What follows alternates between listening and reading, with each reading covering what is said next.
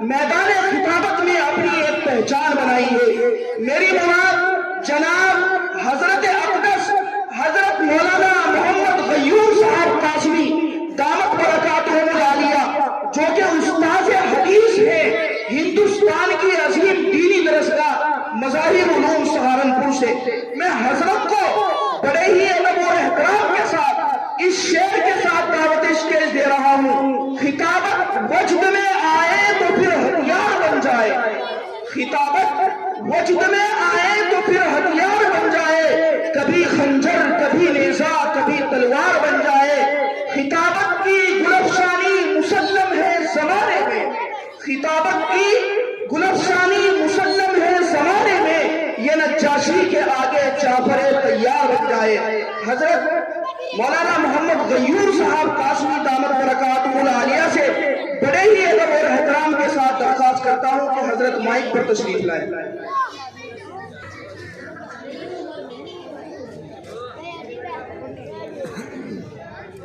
بسم اللہ الرحمن الرحیم، الحمدللہ رب العالمین، والصلاة والسلام علی سید الانبیاء والمرسلین وعلی آلہ واصحابہ اجمعین، اما بعد۔ اعوذ باللہ من الشیطان الرجیم، بسم اللہ الرحمن الرحیم، ان اللہ لا یغیر ما بقوم حتی یغیروا ما بانفسہم، صدق اللہ العظیم۔ برادران اسلام، دور و دراز سے تشریف لائے ہوئے مہمانان اعظام، نوجوان ساتھیوں، پیارے بچوں اور پردے کے پیچھے بیٹھی ہوئی خواتین اسلام، آپ کے مدرسہ انوار العلوم کا یہ سالانہ اجلاس بڑے ہی جوش اور خروش کے ساتھ میں آپ حضرات منعقد کر رہے ہیں۔ صبح ماشاءاللہ بڑا ہی عمدہ، جیسے کہ حضرت مولانا سرکار صاحب نے بتایا، عورتوں کا اہم پروگرام منعقد ہوا۔ اس میں دور و دراز سے عالمہ تشریف لائی، انہوں نے قرآن اور حدیث کی روشنی میں عورتوں کو سمجھانے کی کوشش کی۔ یہ ہمارے محترم جناب حضرت مولانا سرکار صاحب کی فکر اور ان کی جد و جہد جد و کاوش کا نتیجہ ہے کہ وہ یہ چاہتے ہیں قرآن کریم کی تعلیمات، اللہ کے نبی علیہ الصلوۃ والسلام کے فرمان ہماری زندگیوں کے اندر داخل ہو جائے۔ الحمدللہ ابھی کچھ وقت پہلے میں نے آپ کے مدرسہ انوار القرآن کے اندر امتحان بھی لیا۔ تعلیمی اعتبار سے بھی مدرسے کا معیار بڑا بلند ہوا، اور تعمیری اعتبار سے آپ دیکھ رہے ہیں الحمدللہ روز بروز کمرے بننے پہ ابھی اوپر تعمیر چل رہی ہے۔ اللہ تبارک و تعالیٰ سے دعا ہے اس ادارے کو روز افزوں ترقی کی راہ پر گامزن فرمائے۔ برادران محترم، میں نے قرآن کریم کی ایک آیت کا ٹکڑا آپ حضرات کے سامنے تلاوت کیا ہے۔ میں یہ چاہتا ہوں بہت مختصر سے لمحات میں مختصر سی باتیں عرض کر کے اپنی بات کو ختم کروں۔ قرآن کریم کی اس آیت مبارکہ کے اندر اللہ تبارک و تعالیٰ نے یہ ارشاد فرمایا، اور دنیا میں بسنے والے انسانوں، جب تک تم اپنے اندر رد و بدل تبدیلی پیدا کرنے کی فکر نہیں کرو گے، اس وقت تک اللہ تعالیٰ بھی تمہارے حالات کو بدلنے والے نہیں ہیں۔ آپ نے دیکھا ہوگا کہ جب ہمارا تعلق اللہ سے مضبوط تھا، اللہ کے نبی علیہ السلام کی سنتوں پر ہم عامل تھے، تو دنیا میں ہماری حکومت تھی، ہم فاتح کہلاتے تھے۔ قیصر و کسریٰ جو اس زمانے کی سپر پاور طاقت کہلاتی تھی، ان کے تاج و تخت ہمارے ایک اشارے پر لرز جایا کرتے تھے۔ لیکن یاد رکھو، جب سے ہم نے قرآن سے دامن چھوڑا، خود کا دامن چھوڑا، اللہ کے نبی کے فرمان کو پسے پشت ڈال دیا. عیش، عیاشی، زناکاری، قرآن سے دوری، اللہ کے نبی کے فرمان سے بغاوت ہماری زندگیوں کے اندر آ گئی. خدا کی قسم ہم دنیا کے ہر خطے میں ذلیل اور رسوا کیے جا رہے ہیں.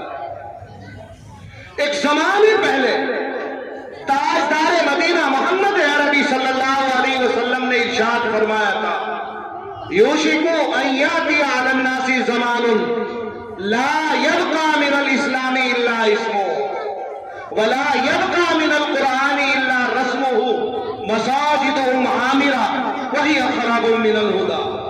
اے لوگوں، ان قریب ایک ایسا زمانہ آنے والا ہے کہ جب اسلام کا صرف نام باقی رہ جائے گا، اسلام کی روح ہمارے جسم اور جسم سے ختم ہو کے رہ جائے گا. آج دیکھو، غور کرو، ہماری شادی بیاہوں، ہمارے کھانے پینے کے طریقے ہوں، ہمارے زندگی گزارنے کے طریقے ہوں، خدا کی قسم ہم اسلام سے دور اور غیروں کے قریب ہوتے جا رہے ہیں. غیر اگر شراب پیتا ہے، مسلمان بھی شراب پی رہا ہے. غیر چوری کرتا ہے تو مسلمان بھی چوری کرتا ہے.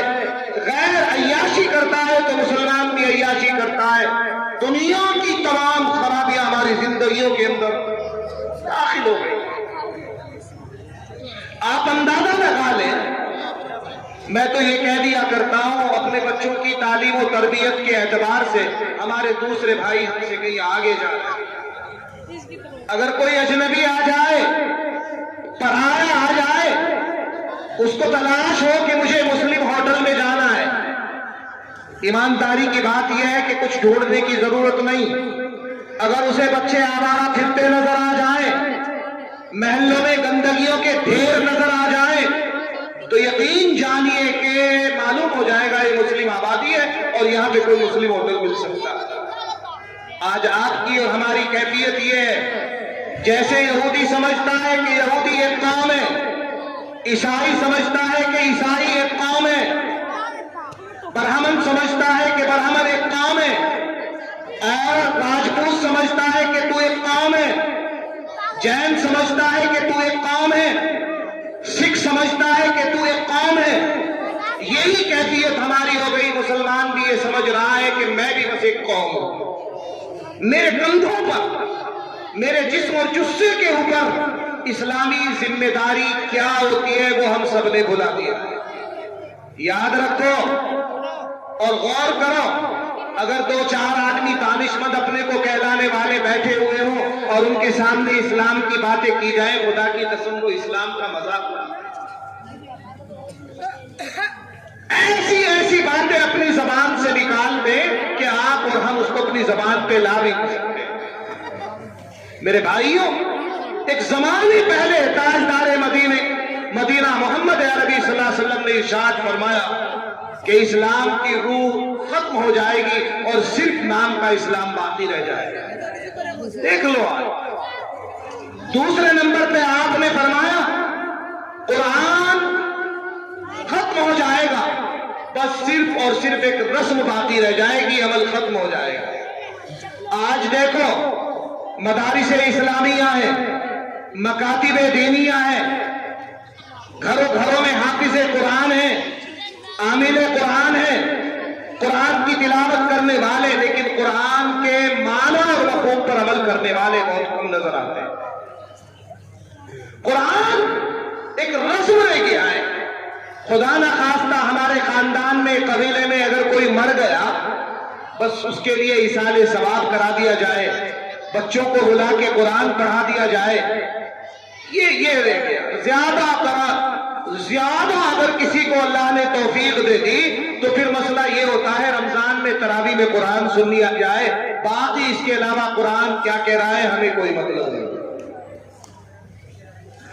قرآن پڑھنے اور پڑھانے کو یقین جانیے فضول سمجھ لیا ہے. اگر کسی کا ابا مر گیا، امی مر گئی، خاندان اور قبیلے کا کوئی آدمی مر گیا، مدرسے سے بچے بلائے، قرآن پڑھ دیا. میں نے سنا ہے بزرگوں سے بہت زمانے پہلے کہ ایک آدمی کے ابا کا انتقال ہو گیا، اس نے دیکھا کہ والد کی قبر مبارک کے اوپر قرآن پڑھوانا چاہیے، چنانچہ وہ تلاش میں نکلا، اور تلاش کرتے کرتے اس نے دیکھا کہ نیچا کرتا ہے، اونچا پائجامہ ہے، سر پہ ٹوپی ہے، چہرے پہ داڑھی ہے۔ اسے معلوم ہوا کہ حافظ قرآن ہے۔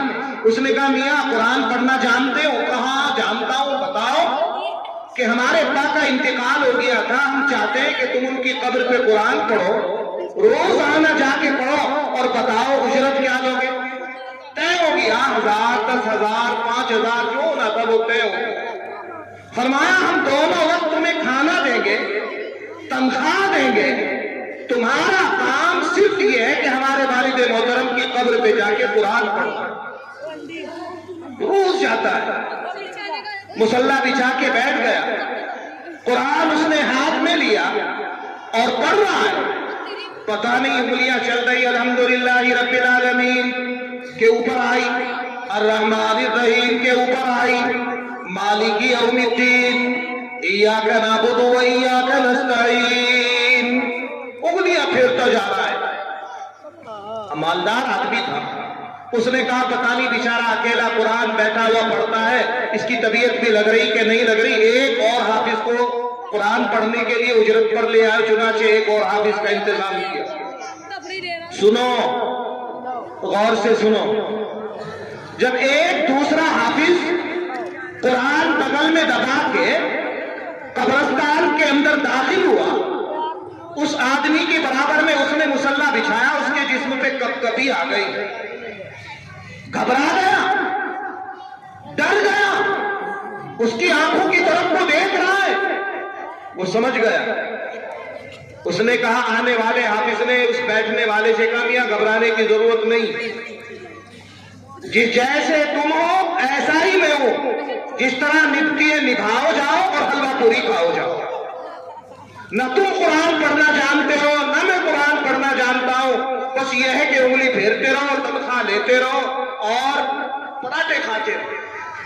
تو میرے بھائیوں، ایمانداری سے بتاؤ کہ جب ہم اپنے والد کی قبر پہ خود جا کے قرآن نہیں پڑھیں گے تو دوسرا کہاں سے قرآن پڑھے گا؟ ہمیں تو خود پڑھنی چاہیے۔ اور سنو، میں کل ہی ایک جگہ پہ تقریر کرتے ہوئے کہہ رہا تھا، ایک بچہ تھا چھوٹا سا، ننھا سا، باپ کا انتقال ہو گیا تھا، ماں کو وصیت کر کے بچے کی ماں کو وصیت کر کے یہ کہا کہ دیکھو جب یہ بڑا ہو جائے اس کو مکتب اور مدرسے میں داخل کر دینا۔ وہ بڑا ہوا، اس کی ماں نے اس کا ہاتھ پکڑا، حضرت مولانا سرتاج صاحب کی خدمت میں آئی، عرض کیا مولانا یہ بچہ یتیم ہے، میں بیوہ ہوں، اس کی دیکھ بھال کرنے والا دنیا میں نہیں، اس کا پرسان حال دنیا میں نہیں، اس کی خبرگیری کرنے والا دنیا میں نہیں، اس کو کھلونے لا کے دینے والا دنیا میں نہیں، مجھے وصیت کر کے مرا تھا کہ اس کو مکتب اور مدرسے میں داخل کر دینا۔ خدا کی قسم مولانا، میں اس ننھے اور معصوم سے بچے کو آپ کی خدمت میں لے کے آئی ہوں۔ مولانا نے ادب اور احترام کے ساتھ میں بچے سے کہا بیٹے بیٹھ جاؤ، اپنے قریب بلایا، بلانے کے بعد فرمایا بیٹا پڑھو بسم اللہ الرحمن الرحیم۔ خدا کی قسم بچے کی لڑکھڑاتی ہوئی زبان سے یہ الفاظ جاری ہو رہے ہیں، اللہ کی رحمت جوش میں آتی ہے، اللہ اپنے فرشتوں کی طرف متوجہ ہو جاتے ہیں، اے میرے فرشتوں متوجہ ہو جاؤ، آج میرا ننھا سا بندہ، آج میرا معصوم سا بندہ مجھے دنیا میں رحمان کہہ کے پکار رہا ہے، مجھے رحیم کہہ کے پکار رہا ہے، وہ عرض کر رہا ہے اے اللہ تو بے انتہا مہربانی کرنے والا ہے، وہ کہہ رہا ہے اے اللہ تو بے انتہا مہربانی کرنے والا ہے، اے میرے فرشتوں میں نے اس کے باپ کو عذاب قبر میں مبتلا کر رکھا ہے، جاؤ میری غیرت کے خلاف ہے میرا ننھا سا بندہ، اس کا چھوٹا سا بچہ مجھے رحمان اور رحیم کہے اور میں اس کے باپ کو عذاب قبر میں مبتلا رکھوں، جاؤ اس کے باپ سے عذاب قبر کو ختم کرو۔ ایمانداری سے بتاؤ، اگر ہم نے اپنے بچوں کو حافظ قرآن بنایا، عامل قرآن بنایا، خدا کی قسم جب وہ قرآن کی تلاوت کریں گے الحمدللہ رب العالمین پڑھیں گے، چاہے وہ نیت اور ارادہ کرے نہ کرے تب بھی آپ کی روح کو اس کا ثواب ملتا ہے۔ اس لیے قابل مبارکباد ہے وہ حضرات جنہوں نے اس مدرسے کو پروان چڑھایا، اپنی جان سے، اپنے مال سے، ہمہ وقت اس مدرسے کو ترقی دینے کے لیے لگے رہتے ہیں۔ اس لیے قرآن کو رسم نہ بناؤ، قرآن کو اپنے سینوں میں داخل کرو۔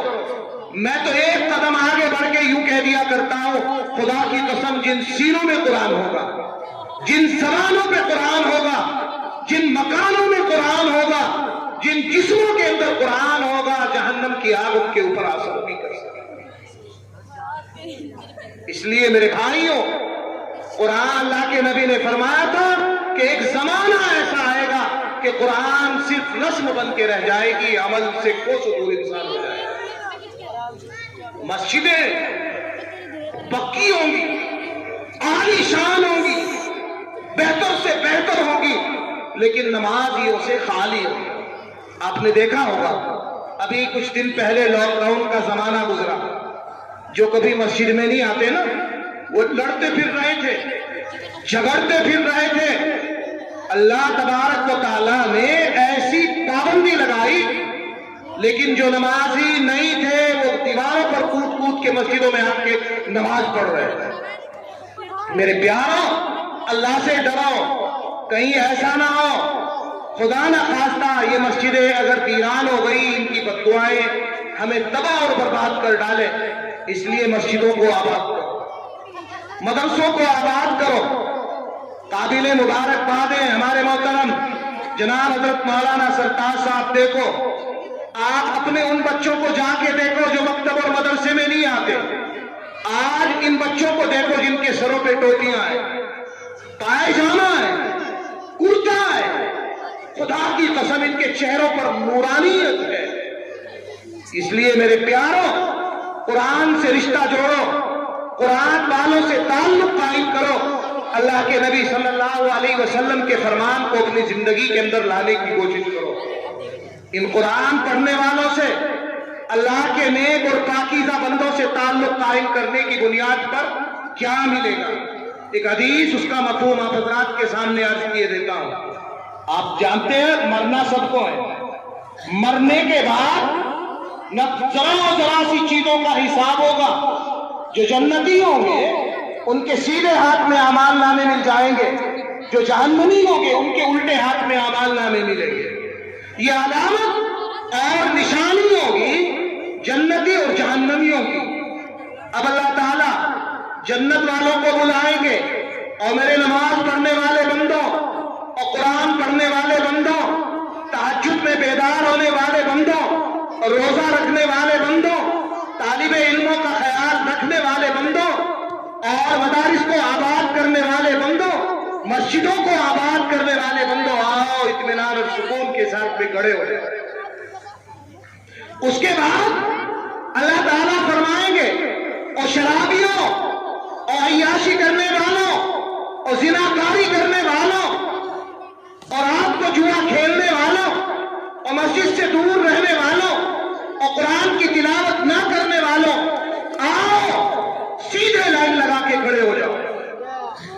اب ایمانداری سے بتاؤ، جس کو سزا مل جائے کہ تجھے پھانسی پہ لٹکایا جائے گا اور تاریخ متعین کر دی جائے، اس کے دل اور دماغ میں کیسے کیسے خیال آئے۔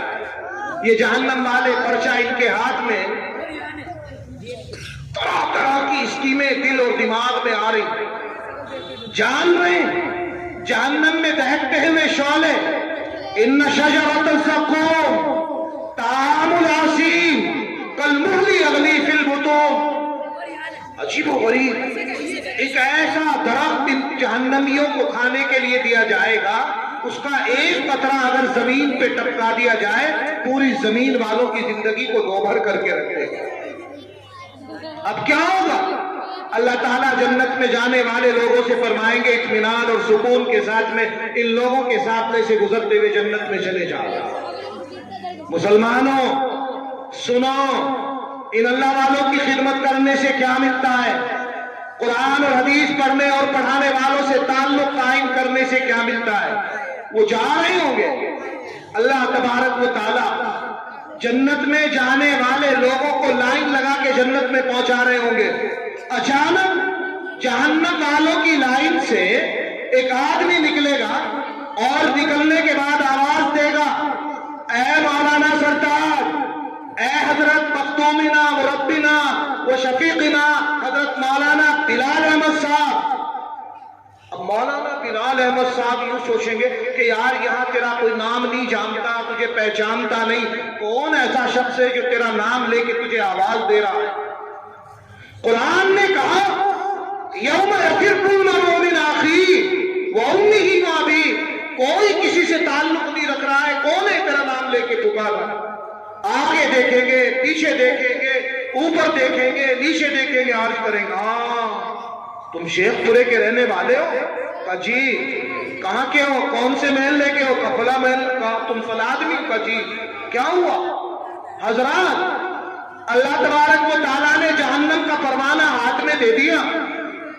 آپ تو کہا کرتے تھے ہمارے گاؤں میں تقریر کرتے ہوئے کہ جو اللہ والوں سے تعلق رکھے گا, قرآن پڑھنے اور پڑھانے والوں کی خدمت کرے گا, خدا نہ خواستہ اللہ نہ کرے اس کی گاڑی اگر پھنس بھی گئی, اللہ اس کو اللہ والوں کے ساتھ میں جنت میں پہنچائیں گے. مولانا جب آپ ہمارے گاؤں میں آتے میں آپ کو شربت پلاتا تھا, میں آپ کو چائے پلاتا تھا, میں آپ کو کھانا کھلاتا تھا, آپ وضو کے لیے تڑپتے پھرتے تھے, خدا کی قسم انا وہبت لہ وضوءہ, میں آپ کے لیے وضو کے پانی کا انتظام کرتا تھا.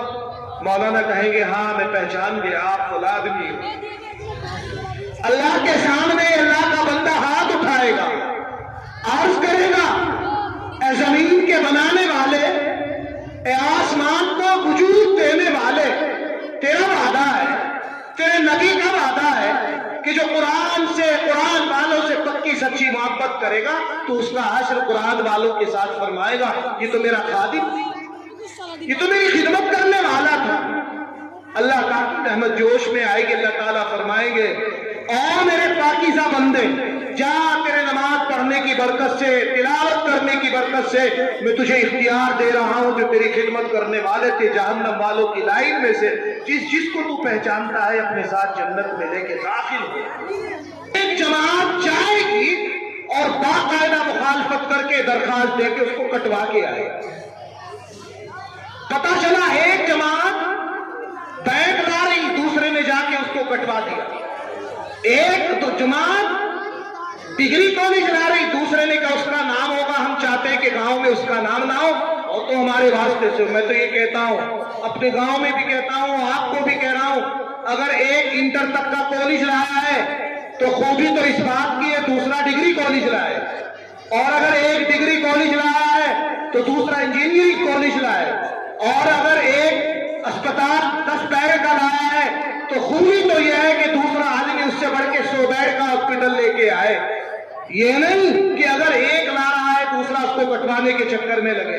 اس لیے میرے بھائیوں آپس میں جوڑ کے بڑے اپنے گاؤں کو ترقی دینے کی فکر کریں. مدرسے الحمدللہ چل رہے ہیں, روز افزوں ترقی کی راہ پر گامزن ہیں. ہمارے حضرت مولانا سرتاج صاحب, اللہ نے جن کو جوش دیا ہے, اللہ نے ان کو جذبہ دیا ہے, اللہ نے ان کو حوصلہ دیا ہے, لگے ہوئے لوگوں کی مخالفتیں بھی سنتے ہیں, باتیں بھی سنتے ہیں, لیکن آپ کے بچوں کے اور آپ کے گھروں میں قرآن اور حدیث کی تعلیمات کو عام کرنے کے لیے رات دن لگے رہتے ہیں. اس لیے میرے بھائیوں فکر کرنے کی ضرورت ہے.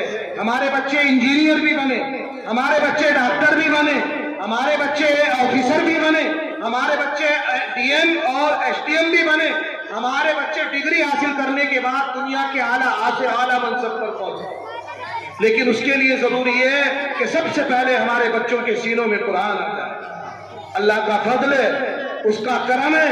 آپ حضرات کا اس طرح سے بیٹھنا, آپ حضرات کا مولانا سرتاج کی آواز پر لبیک کہنا, میں سمجھتا ہوں کہ آپ کے دل میں قرآن کی محبت ہے, اللہ کے نبی کے رسول صلی اللہ علیہ وسلم سے سچا تعلق ہے. اللہ مجھے بھی آپ کو بھی ان باتوں پر عمل کرنے کی توفیق عطا فرمائے. وآخر دعوانا الحمدللہ رب العالمین.